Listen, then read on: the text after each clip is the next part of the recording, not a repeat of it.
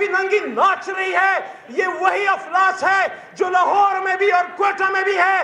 یہ کراچی جو شہر قائد ہے which was supposed to be a city of lights، کیا یہ کراچی جو پورے پاکستان کا ویسے تو دار الخلافہ اسلام آباد ہے، لیکن انسانوں کے لحاظ سے اگر دیکھیں یہاں آپ کو بلوچ ملے گا، یہاں آپ کو پختون ملے گا، سندھی ہے، یہ شہر اردو سپیکنگ کا ہے، یہاں آپ کو براوی ملے گا، کشمیری ملے گا، گلگتی ملے گا، پنجابی ملے گا.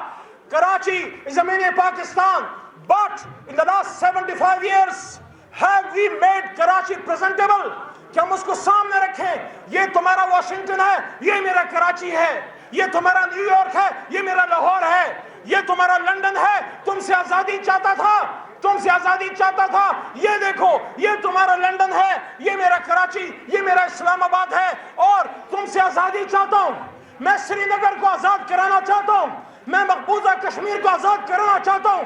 یہ مقبوضہ کشمیر ہے، ظلم ہے، زبردستی ہے، ریپس ہے، مارا ماری ہے. یہ مظفر آباد ہے، خوشی ہے، روشنیاں ہیں، امن ہے، وہاں پہ خوشحالی ہے.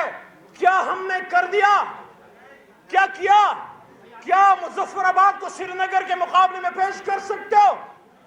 کیا کراچی یا اسلام آباد کو نئی دلی یا لندن کے مقابلے میں پیش کر سکتے ہو؟ سوال کرو اپنے آپ سے، سوال کرو اپنے آپ سے کہ کیا اللہ نے موقع نہیں دیے؟ کیا اللہ نے موقع نہیں دیے؟ موقع تو بڑے دیے، مواقع تو بڑے آئے، لیڈر بھی آئے، قوم بھی کھڑی ہوئی. کل رات وکلاء کے ساتھ بیٹھ کے میں نے یہ بات کی، آپ کی توجہ ہے ادھر، میں نے یہ بات کی کہ اس دھرتی نے پچھلے 100 سال میں 3 بڑی تحریکیں دیکھی. یا تحریک پاکستان جس میں یوتھ کھڑی ہوئی، وہ تحریک نہیں جو لانچ ہوتی ہے، وہ تحریک نہیں جس کے پیچھے کوئی ہوتا ہے، وہ تحریک نہیں جو کہیں کچھ لوگ کسی جگہ پہ بیٹھ کے سوچ کے چلاتے ہیں، پیسہ پھینکتے. نو، وہ تحریک جو کسان کے آنگن سے نکلتی ہے، وہ تحریک جو ریڑھی بان چلاتا ہے، وہ تحریک جو کارکن چلاتا ہے، وہ تحریک جو ٹیچر چلاتا ہے، مزدور چلاتا ہے، فیکٹری اونر چلاتا ہے، کھیت کھلیان کے کسان سے لے کے سیٹ تک سب اس تحریک کا حصہ بنتے ہیں. وہ تھی تحریک پاکستان. یا پھر بھٹو کے ساتھ قوم کھڑی ہوئی روٹی کپڑا مکان پہ کے نام پہ. آج بھٹو کہاں چلا گیا؟ اس کا خاندان کدھر ہے؟ اور یہ دیکھ لو کہ روٹی کپڑا مکان سارا زرداری صاحب اپنے ساتھ جمع کر کے آج بھی غریب غریب ہے، آج بھی مزدور مزدور ہے. آپ کہتے ہو روٹی کپڑا مکان. آپ مجھے بتاؤ پچھلے 16 17 18 سال سے کنٹینیوسلی پیپلز پارٹی کی حکومت ہے. کیا بھٹو کا یہ فلسفہ تھا؟ کیا جناح کا یہ فلسفہ تھا؟ نہیں تھا نا. کیا جناح نے کیا جناح نے خاندان کو آگے لے کے آیا؟ کیا جناح کا بیٹا آگے آیا؟ کیا جناح نے اپنی زندگی میں اپنے بہن کو آگے کیا؟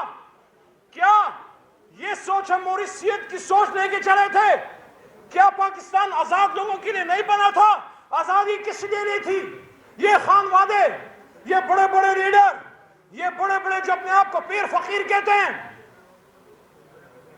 اسلام کو آزاد کرنے آیا تھا. حضرت عمر فاروق رضی اللہ عنہ نے فرمایا کہ اے لوگوں، ماں نے تو اپنے بچوں کو آزاد جنا تھا، تم نے کب سے ان کو غلام بنانا شروع کیا؟ کوئی پیری فقیری کا غلام، کوئی خانوادے کا غلام، کوئی کسی مولوی کا غلام، کوئی کسی سردار کا غلام، کوئی کسی جاٹ کا، کوئی کسی بہت بڑے جاگیردار کا، کسی سیاستدان کا. کیوں نہیں پیپلز پارٹی میں ایک غریب کا بیٹا چیئرمین بن سکتا؟ یہ وہ سوچ لے کے عمران خان آیا اور ایک اور تحریک چلی. عمران خان آپ کو پیڈسٹل دے رہا ہے، وہ آپ کو موقع دے رہا ہے. عمران خان کا کیا ہے؟ ایک شخص ہے 73 سالہ، آج نہیں تو کل کل نفس ذائقۃ الموت.